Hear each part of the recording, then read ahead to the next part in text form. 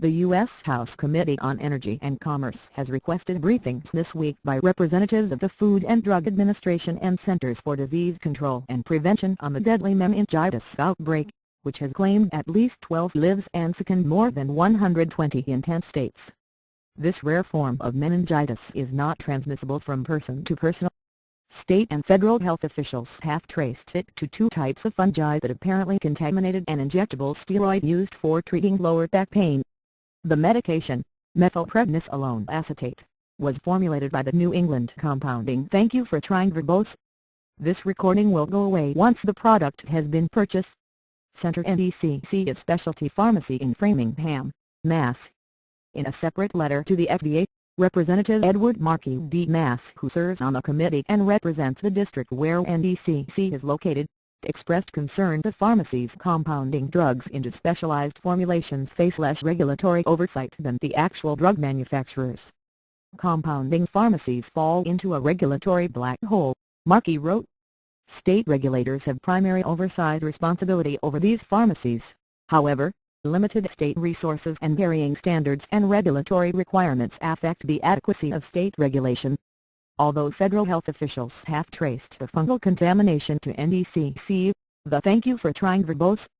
This recording will go away once the product has been purchased.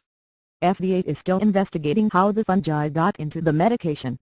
Initially, they identified the contamination as the fungus Aspergillus. Yesterday, Tennessee health officials announced they had identified a second fungus called Ixodohyllum as the primary source of meningitis cases in their state associated with contaminated back pain injections. Although NDCC recalled the suspect medication on September 26, state and federal health officials continue to tally new cases of fungal meningitis. Today, the Florida Department of Health confirmed that state's first fatality associated with the outbreak.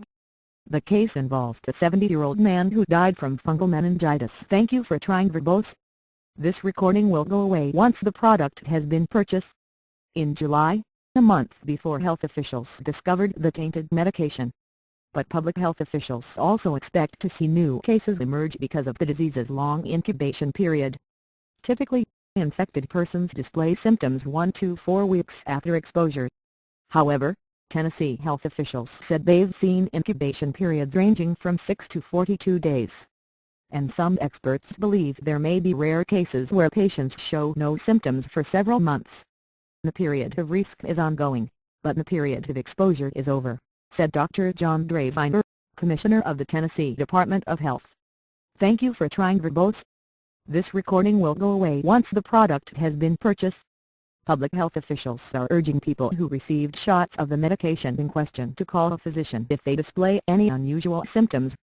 Fungal meningitis can cause conditions ranging from flu-like symptoms, such as fever and headache, to neurological problems, such as numbness and confusion.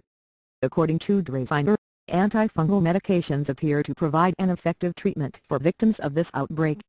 Public health officials believe identifying and treating patients early will produce the best outcomes.